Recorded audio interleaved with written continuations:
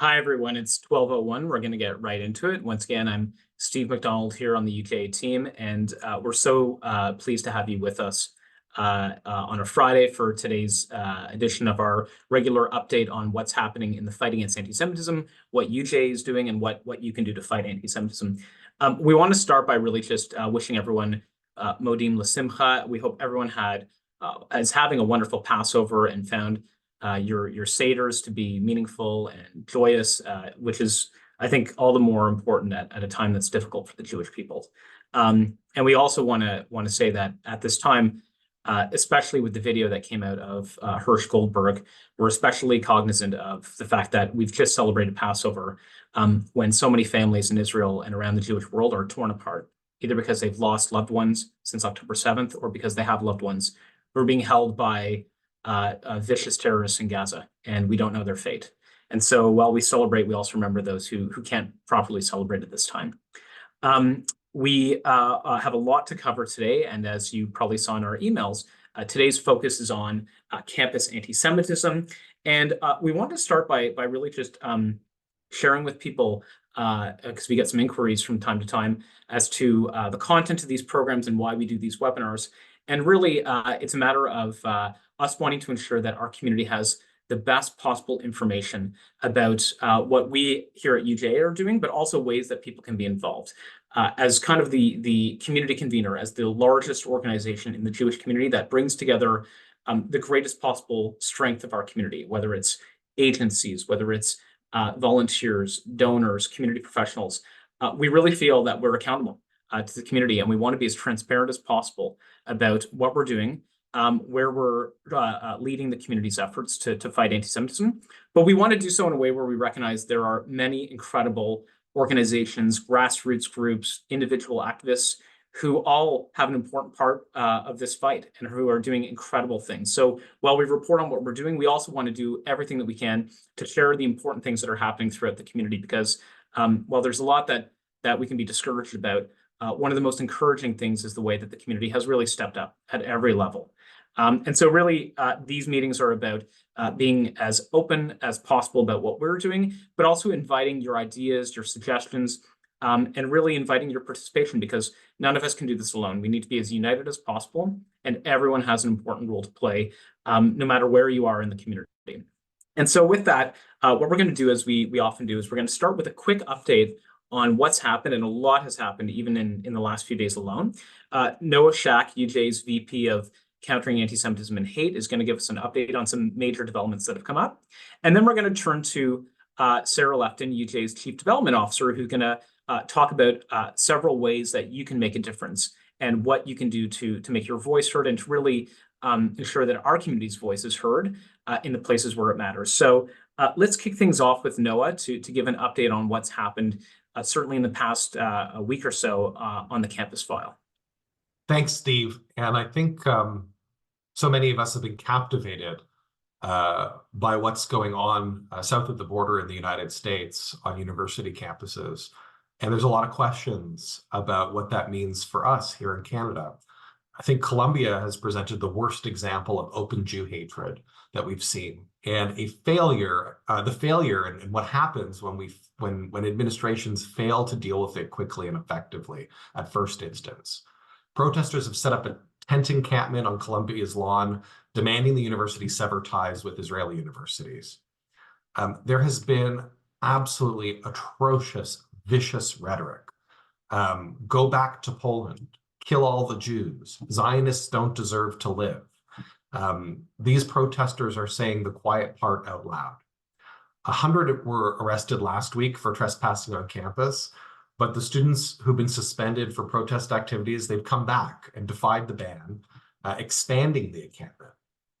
Initially, these protesters negotiated with Colombia's president, and there was agreement to remove the encampment, but the deadline was pushed, and still none have been removed. And now the subway station nearby has been occupied by protesters. I think there's an important dynamic to this as well, that it's not just the students. This is a deliberate attempt being made by people off campus, agitators off campus, to come onto the university and focus their protest at the university administration. So it's not just an organic student expression of outrage. This is a lot bigger and broader than the campus community. Other schools have fared somewhat better. Police at USC issued a dispersal order. The protesters refused to move. 100 were arrested. 45 were arrested at Yale, 100 at Emerson, 60 at University of Texas at Austin. In contrast, though, at the University of New Mexico, protesters were peaceful and not disruptive, so nobody was arrested. So I want to talk to you less about what's happening in the United States, but more about what we're doing in the face of recognizing the challenge that's developed there to be proactively holding universities accountable and supporting them to do the right thing here in Canada as we all wait to see what's going to come over the border and happen here in the coming days, weeks, and months. And I want to talk about three things. One, proactive advocacy.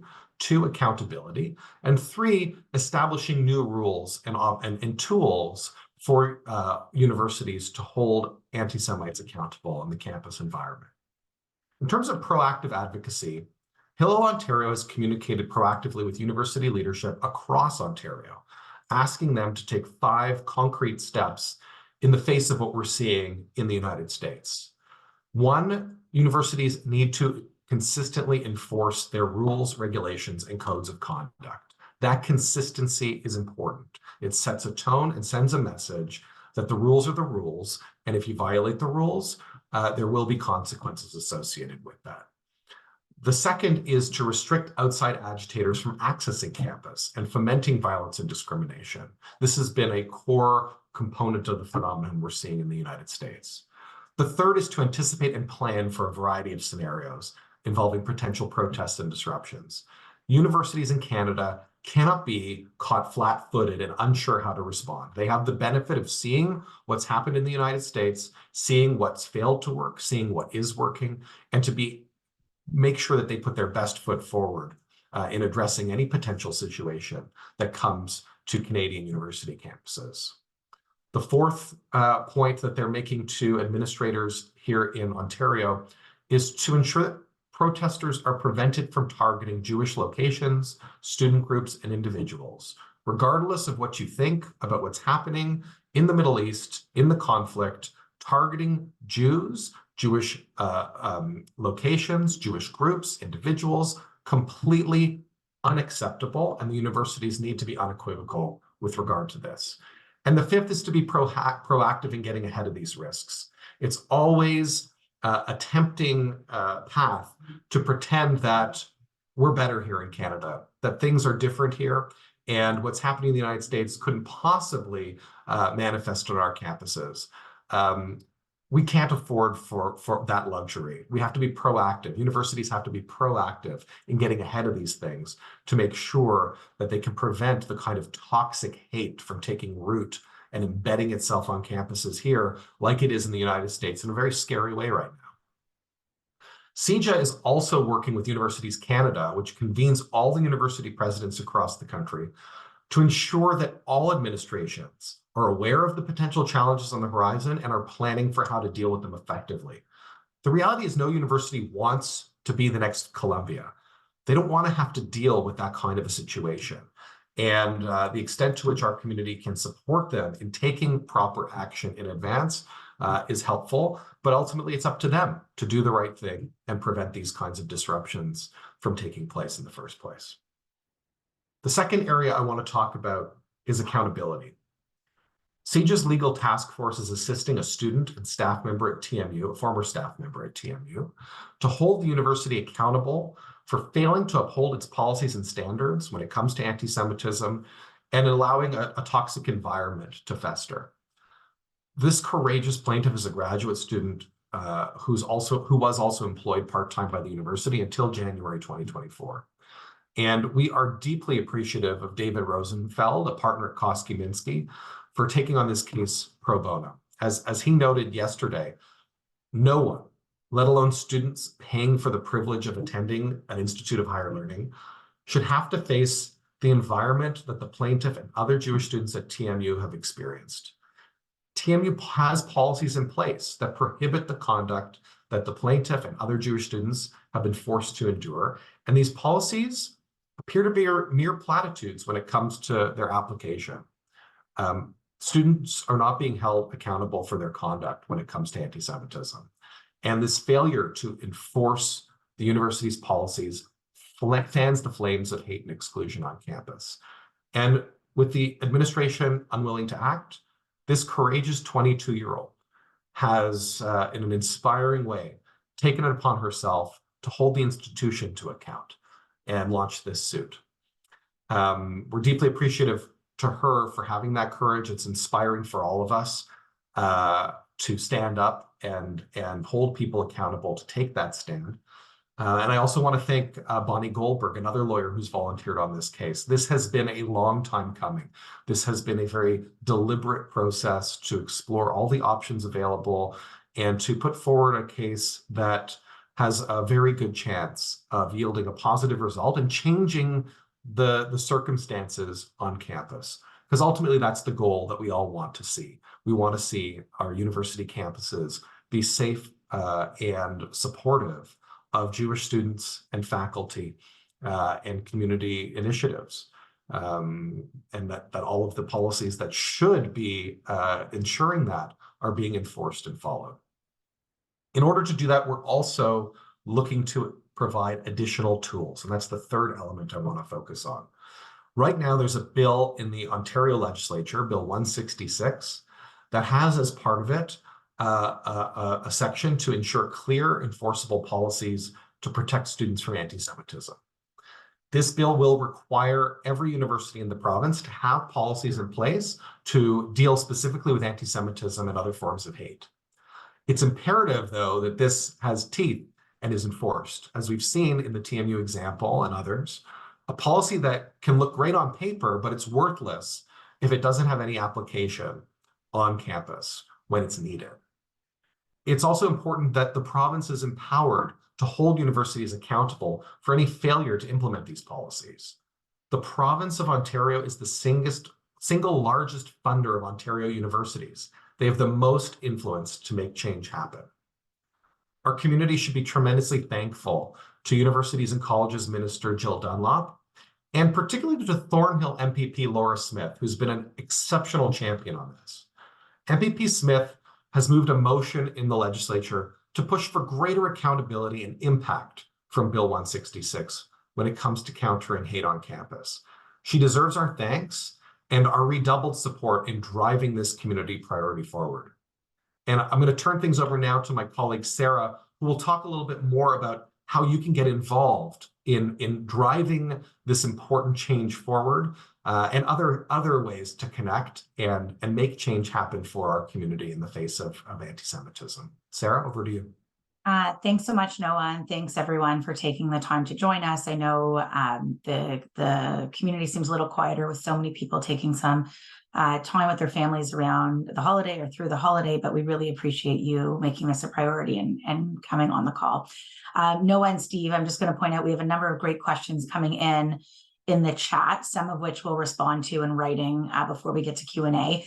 But for those who have questions as we go through this update, please don't hesitate to put your questions in the chat, and we'll dedicate, as we always do, the majority of this call or the at least half of the call to Q&A and to making sure that we get you the information that you're looking for.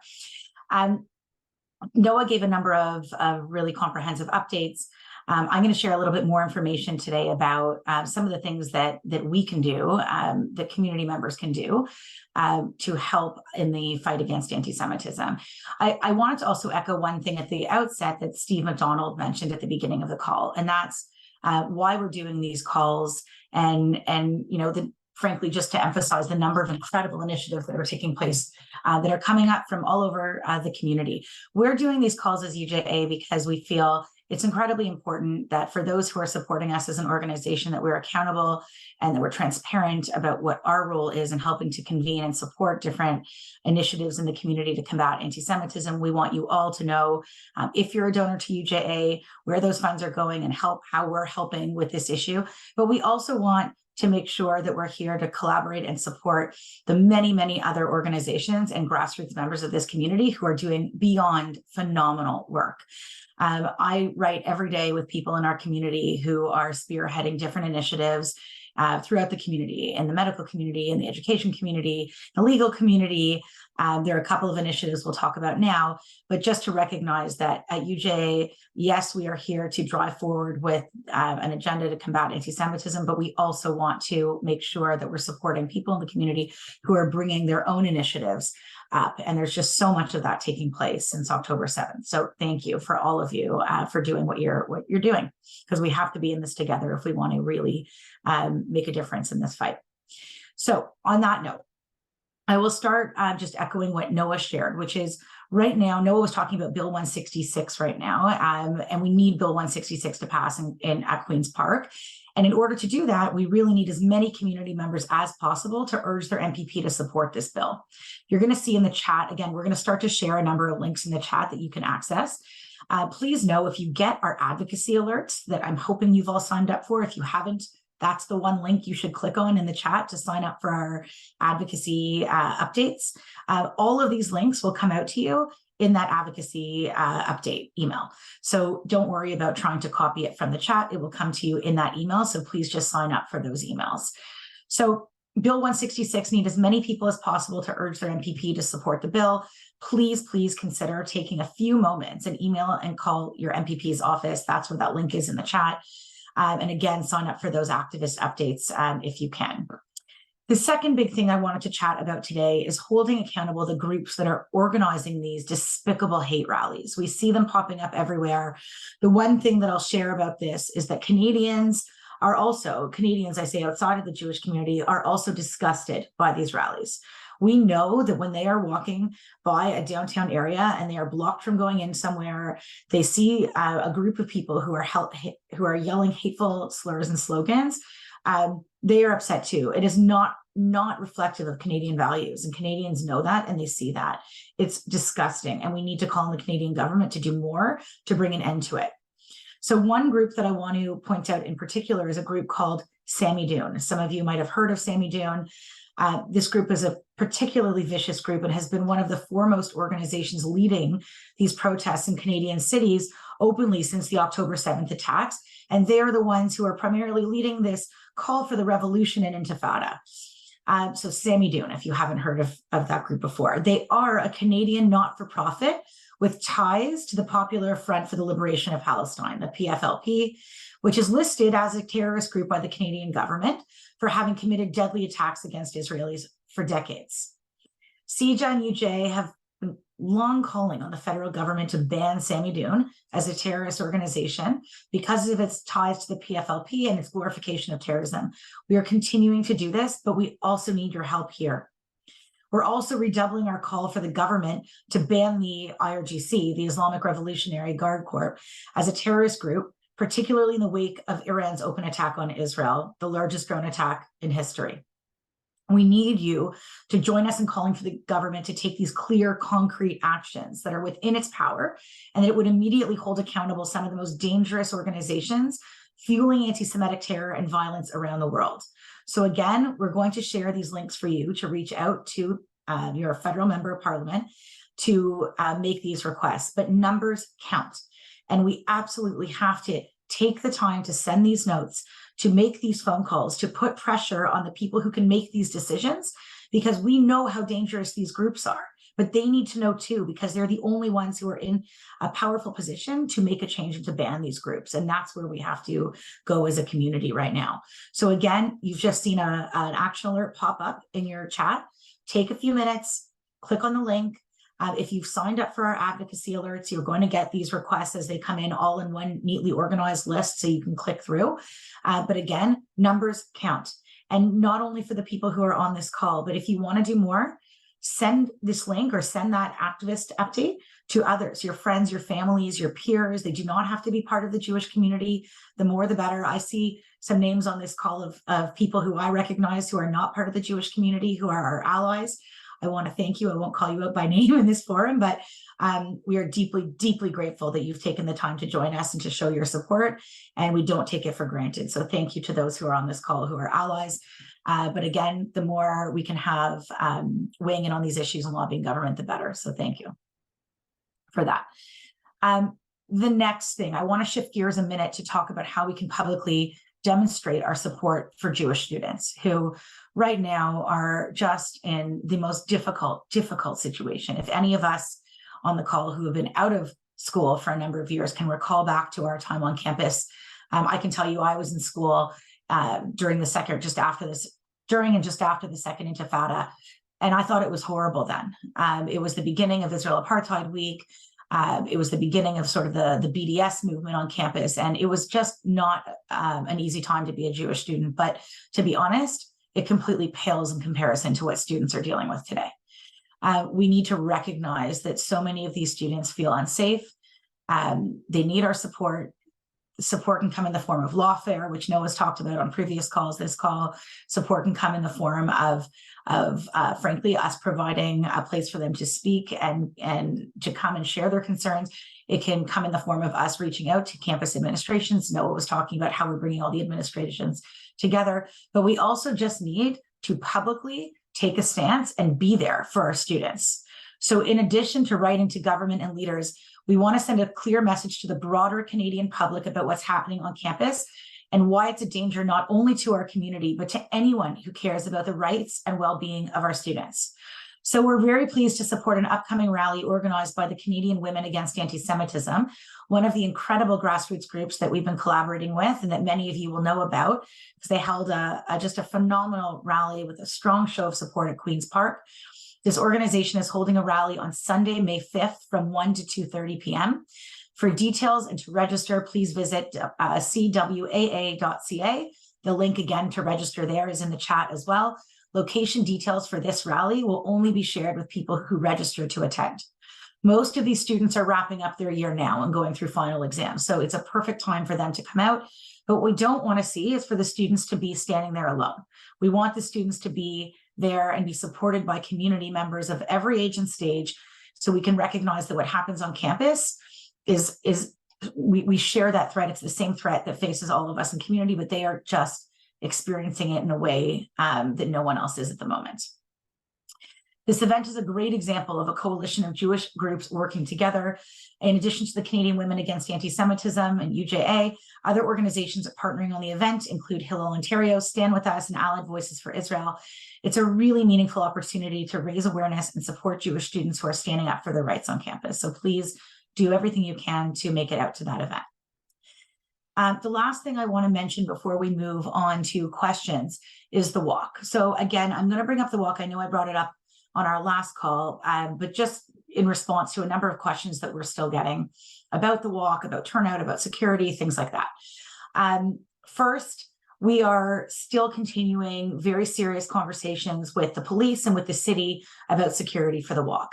We have been assured by the police that the police are creating a multi-layer security plan where, frankly, to the likes of which have not been in place. We've had always very good security for the walk, but this is going to go well beyond anything that's existed in the past. And the police are completely committed to making sure that it is a day where we can celebrate together, or at least show solidarity together with our friends, our families, and our children safely. This year, we will be communicating more details with respect to security as we get closer to the date, but we know that the police are very much on top of this. And in addition to that, we have, I won't get into all the details on a public webinar, but multiple layers on top of just police to make sure that we have a very comprehensive security plan. I also want to talk a little bit about the money that's raised from the walk. So first of all, people are asking about the registration fee. The registration fee is really in two parts. Any money made on the walk goes immediately to help the families who are suffering in Israel right now. Every single dollar that is raised that's not spent on security for the walk or the running of the walk itself, which on this call I will share is the single largest expense by far is security. But all of the money raised on top of that will go to Israel and will help Israelis recover and rebuild. whether it's through mental health programs, aid for victims of terror, or essential programs for children from some of those towns in the Gaza envelope and nearby kibbutzim. But the single most important thing is not the donation. The single most important thing is your presence at the walk this year. It is so unbelievably important that we come out in droves, and that this is the largest walk for Israel that this community has ever seen. This is going to be the 55th anniversary of the Walk with Israel. And we need thousands and thousands and thousands of new people to come. Allies, friends, families. I think people for so many years have seen this as a young families event, and it has been a phenomenal place to bring kids and for young families. But that's not who we should see this as being designed for alone this year. This year, it needs to be community members of every age and stage coming out to show solidarity with Israel. So please, if you've never been to the walk, now's the time. It will be an incredibly meaningful day. We will have a solidarity festival at the end. We will announce the location closer to the date, but registration allows you to get into that secure solidarity festival. So really important that you register if you can. If the cost is an issue, no problem. Please send us an email and let us know that the registration cost is prohibitive for you or there's an issue, and we're happy to have you join us. It's the most important thing is that everyone knows that they are welcome and that we need you to join us. We cannot allow others to intimidate us and to scare us away from showing solidarity and walking together. We just can't allow it to happen. So please come out. We know we need to be smart, proactive, and prepared and adopt an attitude of healthy vigilance. We will do that. But with the strong security plan, as we do every year, we're confident that it's going to be an incredible, incredible day. We know that if you're on this call, you are some of the most involved and dedicated members of our community. And so we don't just need you to come to the event, but this is where I am going to call on you to hopefully do a little more to volunteer and help. If you're active in a community group, whether it's a shul, a day school, or a grassroots group, a neighborhood group, we're hoping that you can also help us organize your network to come to the walk. So we're going to share another email address in the chat right now. We're going to set up two different groups that are going to help recruit for the walk. One that's going to be focused on recruiting allies outside of the Jewish community to come and march with us, because that's also incredibly important this year. And the other group will be focused on recruiting from the Jewish community, all ages and stages and different parts of our community, camps, schools, youth groups, you name it. So if you feel that you are able to help and volunteer and sit on one of these recruitment committees, please send an email to, I think it's info@walkwithisrael.com, but it'll be in the chat. And just in the body of the email, all you need to do is write help with ally recruitment or help with community recruitment. And we will plug you into that initiative. But again, I'm hoping that there are a number of people who are on this call who are willing to step up and volunteer. And we really need you. So thank you in advance. We will walk proudly and positively. We will show everyone what we stand for and who we are. And on that note, I will end our update for now, and I'm going to go to Steve for questions. Thanks, everybody. Thank you, Sarah. Thank you, Noah. And thank you, everyone, for all the great questions coming in. We've got an excellent list of questions that have come in. I want to start with one informational piece. So if you have a pen handy, write down this information because you may find it helpful. People have asked, who do I go to for help if I've experienced hate? And there are different forms of hate. There's criminal hate, there's non-criminal hate. Which lawyers do I call? What do I do? There's really three things you need to know. If you've been a victim of a criminal act of hate, and it's something that you think might be a crime, and that can range from a physical attack to uttering threats to property, vandalism, anything that could be criminal, call police immediately. And then when you're safe, call UJA Community Security. You may want to program this in your phone. UJA Community Security's 24/7 hotline is 416-635-5600. That's 416-635-5600. You don't have to be a lawyer. If you think you've experienced a hate crime, call police. It's their job to determine if the line has been crossed, but it's our job as community members to report. But we also know that there are acts of anti-Semitism that are not criminal. It could be discrimination in the workplace. It could be discrimination in a place of business or on campus or in a union.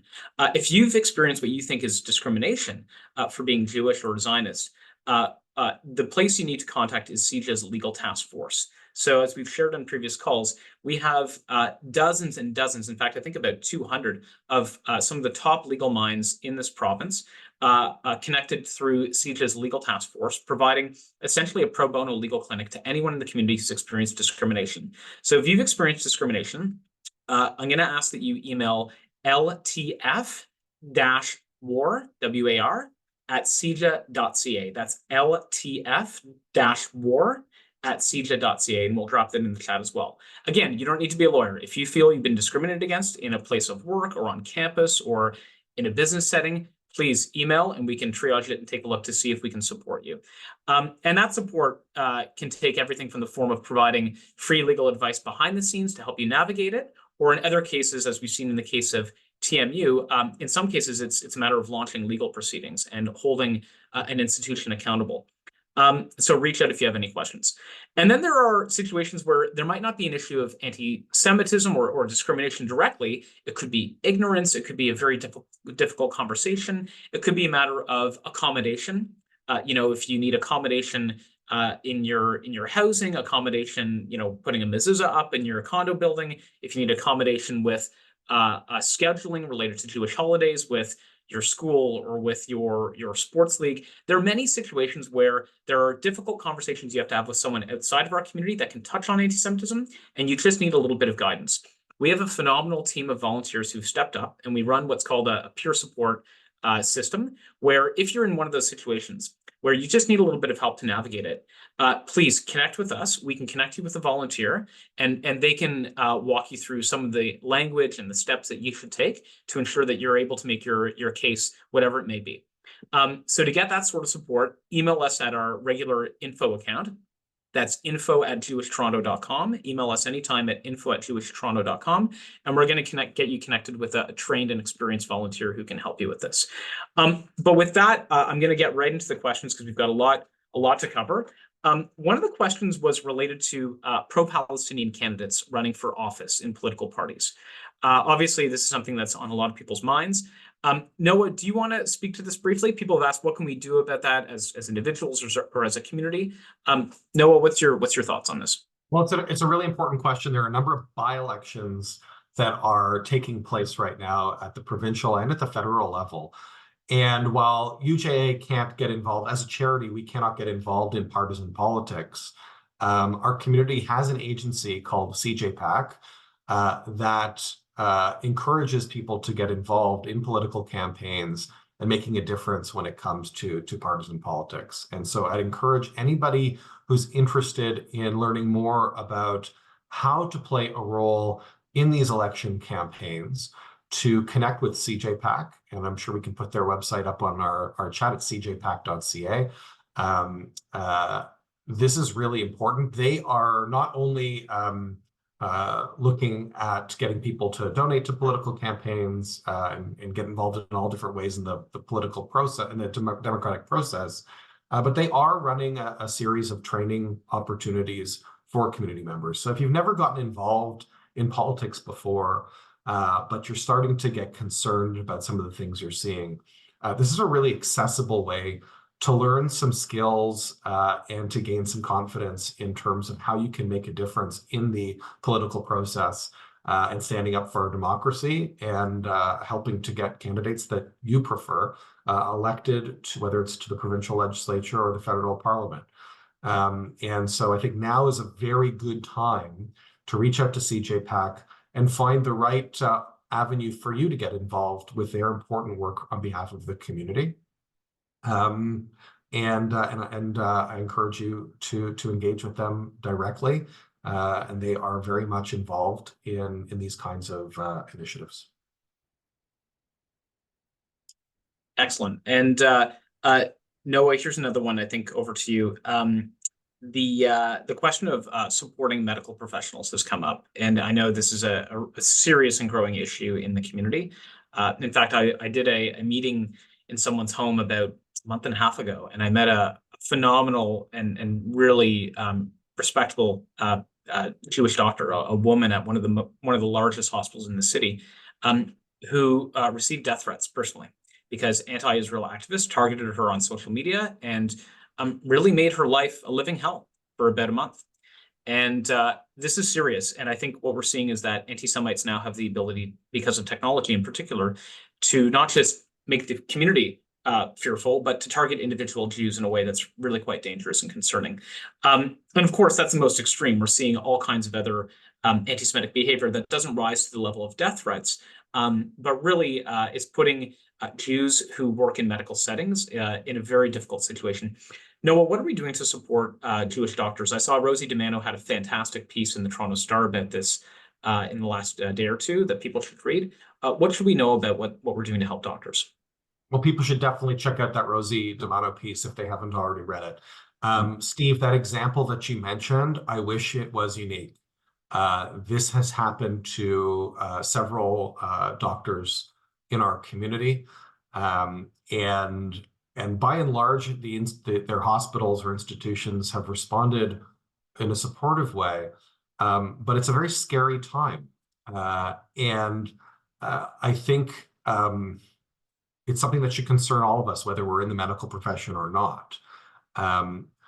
The CJA Legal Task Force has been offering pro bono legal support to doctors, whether they're being attacked with spurious complaints to the College of Physicians and Surgeons, or whether they are facing discrimination in the workplace and need some legal support to navigate that environment. But I want to spotlight for a moment the incredible work of a grassroots initiative that's come forward, the Jewish Medical Association of Ontario. These are some extraordinary leaders in our community and in the medical profession who have come together to form an organization that can advocate by doctors, for doctors within the medical sector, against anti-Semitism and ensuring that the medical sector remains an open and accessible and supportive environment for Jewish professionals.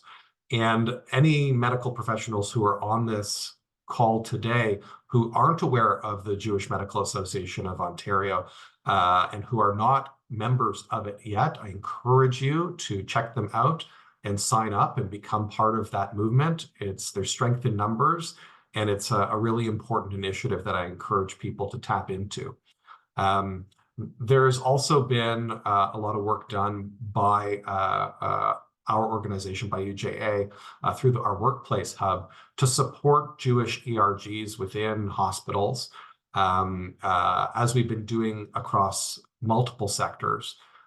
So that no Jewish employee has to face these challenges alone, and that people can come together to consider best practices in advocating for themselves internally within their organizations to ensure that discrimination and anti-Semitism are being addressed and addressed effectively, and that their voice is having maximum impact. So all of these things are happening. And if you'd like to connect with our Workplace Hub, please email us. We will get you connected. And please, if you are a medical professional, check out the JMAO. And if you're so inclined, I encourage you to sign up and become a member. That's great. Thank you. Thank you for that, Noah. And thank you to everyone really who's stepped up in the medical sector to take on this fight. It takes a lot of courage to put your name on the line and to put your career out there and to say, you know what, I'm not going to accept this happening to myself or my peers. And I came here to save lives and to make a difference in the world. And I'm not going to be stopped from making my contribution just because I'm Jewish and a Zionist. So I give a lot of credit to the doctors that I've met and that you've met who've stepped up. And Steve, if I could just add one more thing. There's a question about Jewish nurses, and it's an important point. JMAO is not just for doctors, it's for any medical professional. So it really is, yes, it was started principally by doctors, but it is for anybody who's working in the medical space, the healthcare space. I think that's an important thing for people to know. For sure. The next question is about unions, and I want to preface it by talking briefly about the legal task force, because I know that the legal task force is very much involved in the fight within unions as well. Just to give people a sense as to the broader picture, one of the things that is helpful about kind of the federation system is that we have access to a global network. We're able to understand what's happening in other Jewish communities around the world, not just in North America, but really in Europe, in everywhere from South Africa to Australia. Wherever Jews are, we're able to understand what they're facing and how they're dealing with it. And although we're dealing with a lot of serious challenges here in Canada, one of the things that we have been a world leader on is legal advocacy. To our knowledge, there is no other community outside of Canada and the US that's taken on legal advocacy the way that we have. There's no other Jewish community that's mobilizing lawyers en masse in this way to provide pro bono legal services to any community member who's faced discrimination or hate, and who's proactively launching legal proceedings, whether it's taking the federal government to court over funding UNRWA, whether it's going after universities that aren't protecting their students and the rights of their students, or in the case of unions, and this is where I'm going to pass it over to you, Noah, standing up for Jewish union members who have faced discrimination. And in this regard, we're very pleased to share that the Public Service Alliance of Canada, which is the foremost public service union in this country, and in which there are many, many Jewish members, is being taken to the Human Rights Commission, tribunal, pardon me, over its failure to protect its Jewish members from the hostile environment and the anti-Semitic environment that's developed post-October 7th.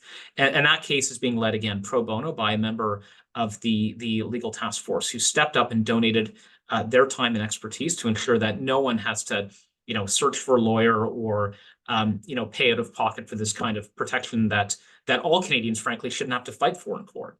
So with that, Noah, can you speak beyond kind of legal task force? What are we doing to mobilize Jews within unions? Because they are on the front lines of some really, really difficult and hostile stuff. Well, the legal piece is very important, and there are a number of unions where, in addition to the one that you just mentioned, there are a number of Jewish CUPE members who have come together, more than 50 of them, to file a suit as well. But the legal interventions don't stand alone. There's an incredibly inspiring group of OPSU members. That's the Ontario Public Service Union. Jewish and non-Jewish, who have come together, and they haven't taken legal action. They're taking political action within the union environment. They are organizing inside their own union in order to have a voice and make sure that there is Jewish representation in the same way that other community groups are being represented within the union, and that the Jewish voice is being heard, and that they're not leaving anything on the field. They are doing everything they can to fight back against anti-Semitism and against those forces that seek to marginalize Jews within their union. And so again here, if there are union members on this call who would like to get involved within their union, within organizing people within their union, whether to take action internally and to be an organized, coordinated force within the union against anti-Semitism, or if things are beyond repair and legal action is necessary, please to reach out. This is something that is being organized in coordination between our Workplace Hub and CJA. I just can't tell you how incredible it is to see, particularly these OPSU members, coming together and fighting the good fight, and really using the tools within the union that are there to empower groups to have a voice, to make sure that that Jewish voice is at the table and being heard. And whether they succeed in what they're trying to push forward or not, they are doing a heroic service for the community, and I think gives a good framework for others to follow in other unions as well. Okay, thanks for that, Noah. I'm going to give a quick update because a number of people have asked about the issue of kosher slaughter in Canada and an update on that. Shechita. We've all, I hope, enjoyed some really great Seder meals recently. This is a serious issue that affects the quality of Jewish life in this country. So at this time last year, I believe, there were 5 kosher beef producers in this country. There are now only 2 operating. And the reason it's gone from 5 to 2, which is a very limited supply chain, is because the Canadian Food Inspection Agency has introduced new policies which really affect how shechita is performed, how kosher slaughter is performed, and really don't make it viable for many of these operators to continue. And really, it's putting the entire industry at risk. And if we have a situation where the only kosher products we can get, whether it's meat, whether it's dairy, anything like that, can only be imported, we're going to see a serious impact on affordability in this community. And this is not a small issue when it comes to a thriving and sustainable Jewish community. It's really something that's integral to a community of our size. And so I'm pleased to update you that, as we shared before, CJA, with funding from UJA Federation, and also with support from CORE, MK, the major kosher authorities in this country, as well as various kosher producers, the partners in industry who are affected by this, are taking CFIA to court and have filed for an injunction. Proceedings are underway, and while that's going on, the team at CJA is also continuing to talk to officials in Ottawa to try and have some sort of remedy. And the ask is very simple: the policy needs to be changed to enable our kosher industry to continue to thrive, while also ensuring that kosher continues to be, as it is, ethical and painless for animals. Everyone in our community believes in that. That's really the pillar of what it means to have kosher ritual. And so we're continuing to push on this, but the case is before the courts, and beyond that, we don't have anything to update at this time. We will keep you updated, especially if there is a major development, because we know this isn't an abstract issue. This impacts people's households, and we take it very, very seriously. With that, Noah, I want to get back to the issue of anti-Semitism and extremism being fomented in this country. A number of people have asked about foreign funding in Canada, and that can be foreign funding of the anti-Israel groups, and we've talked about Samidun and its role, but also foreign funding of Canadian institutions, especially academia, which obviously is a concern depending on the source of the foreign funding. Can you speak to this a little bit? I know the situation in the States is very different because of how universities are funded in the States, but obviously this is a concern for Canadians as well. Thanks, Steve. Yes, the situation is different. In some ways, it's comparing apples and oranges.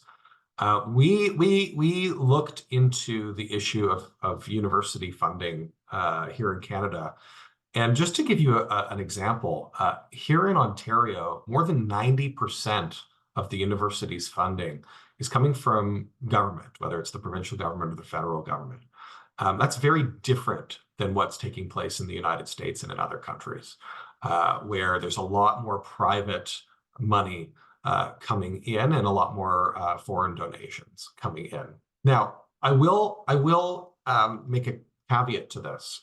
There's an organization called ISGAP that did a comprehensive study into foreign funding of American universities.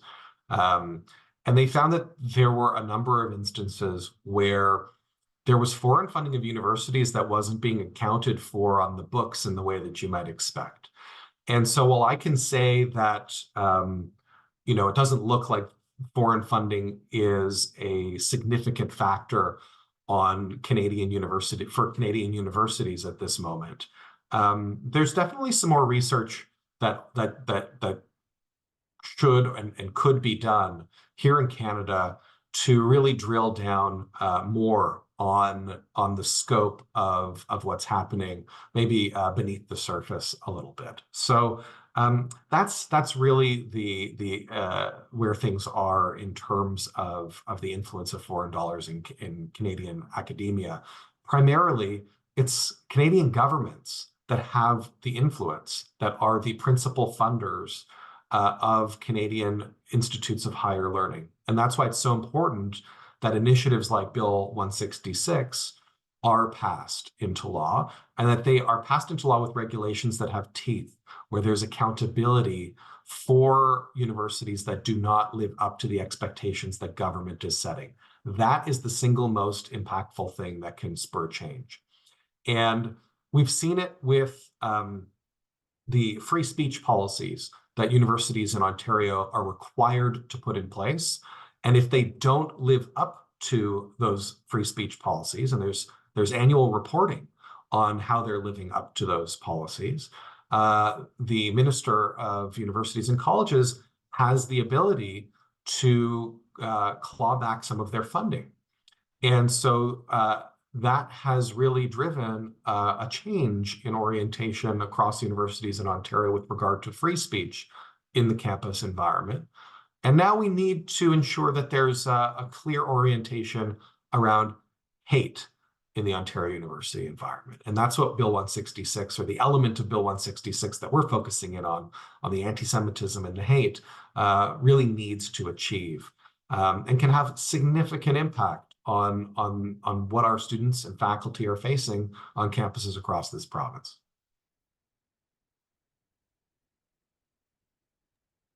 Thanks for that, Noah. Someone has asked about counter protests and kind of confronting anti-Israel protesters, whether it's mobilizing young Jews to go and kind of confront anti-Israel protests taking place. I want to address this head on because I think it also relates to the walk with Israel. And Sarah, you may want to add to this if there's anything that that you think is key to include. Obviously, we care about safety, and we wouldn't do anything that would put the community at physical risk. We also know that there are some community members who want to confront and physically confront or shout at anti-Israel protesters. And, we're not here to tell community members what they can or can't do legally. But what we are here to do is to tell you how it lands and the effect it has on our community's advocacy. And one of the things that we did about a month and a half ago, and Noah was very much involved in leading this project, is we conducted, as we regularly do, a series of focus groups with Canadians from beyond our community. And one of the things we tested on them is the idea of vigorous counter protests against the anti-Israel protests. How does it look when our community goes toe to toe and really confronts and matches the, let's call it the energy or the toxicity of the other side? And the instant response from people was very alienating. It really removed for people the clarity that we are victims of their hate and that they are fomenting hate with these anti-Israel protests.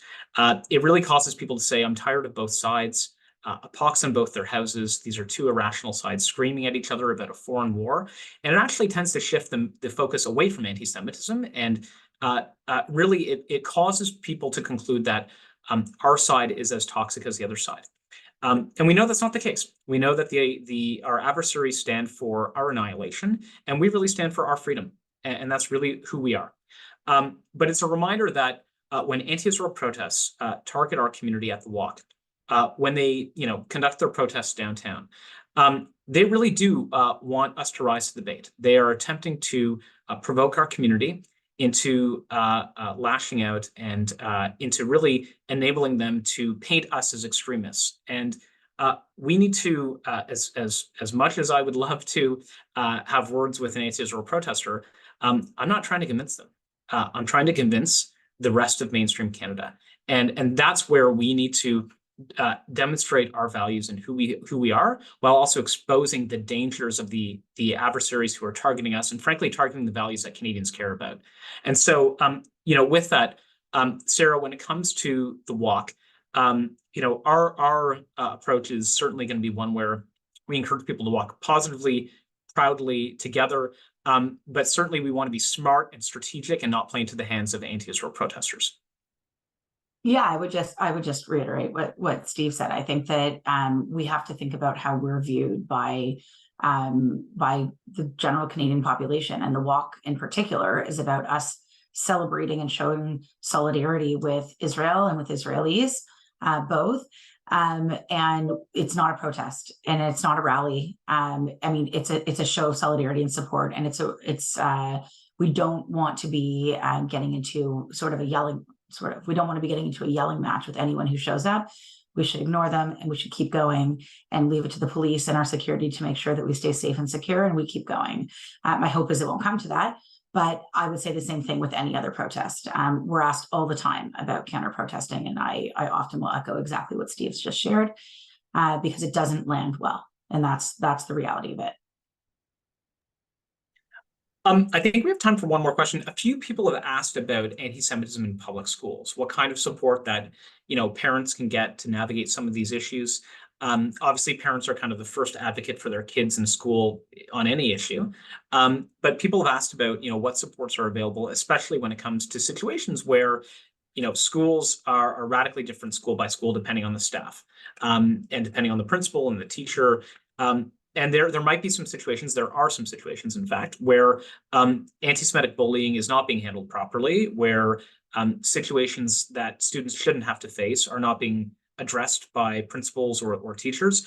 If a parent, Noah, finds themselves in that situation where their kid is encountering something where the school is just not dealing with it properly, what should they do? What should be the first recourse?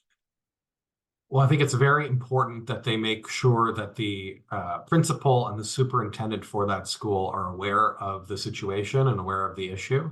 If they find that they're not getting satisfactory engagement on the problem from those people, then they should engage with one of the community advocacy organizations, whether it's CJA or Friends of Simon Wiesenthal or one of the other groups that's involved in advocacy within the school boards. They can bring these concerns directly to the attention of the Director of Education and other senior people who can then engage and make sure that the situation is brought to a good conclusion. That doesn't always happen, though. And there are a number of lawsuits that are currently being worked on with regard to some of the school board's failures to uphold their responsibilities with regard to the Education Act and being responsive to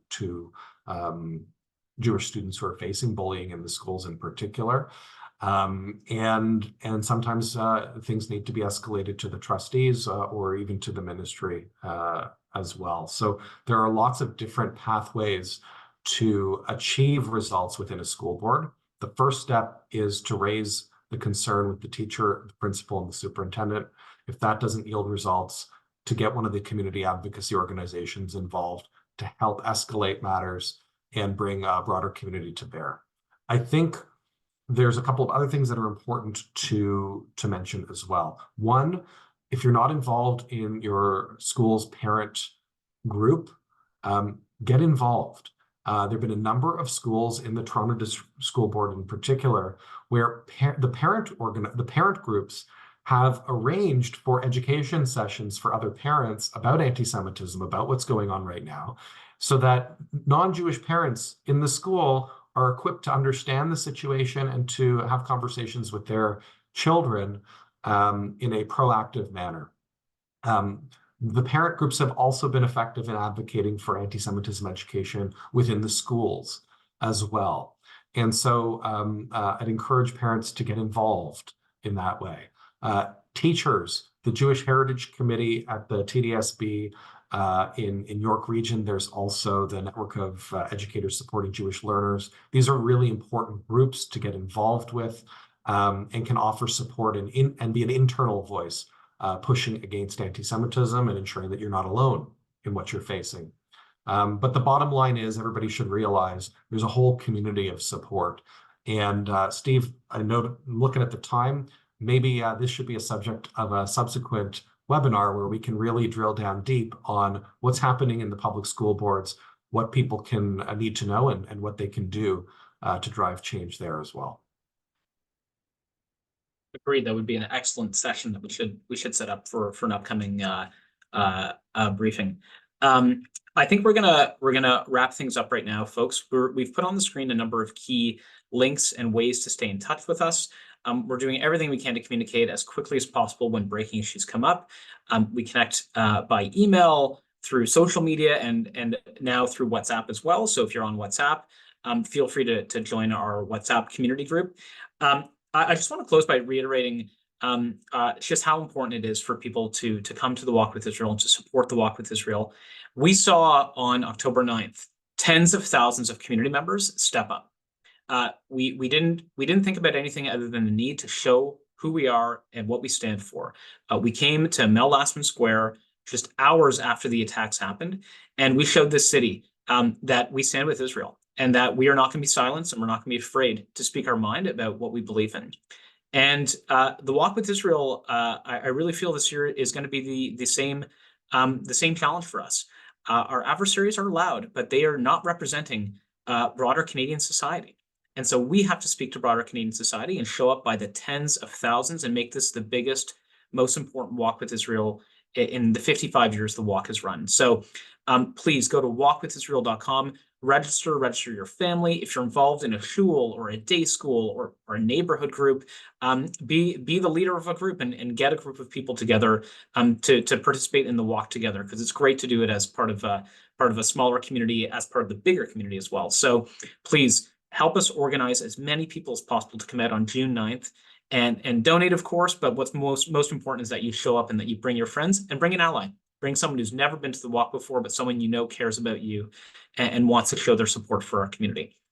With that, we're at 1:01, so we're gonna end the call. We wish everyone Modim L'Simcha, Shabbat Shalom. We hope everyone is having a meaningful Passover, and that the rest of Passover brings only health and safety for our community here and for the Jewish people around the world. Thank you, everyone. Shabbat Shalom.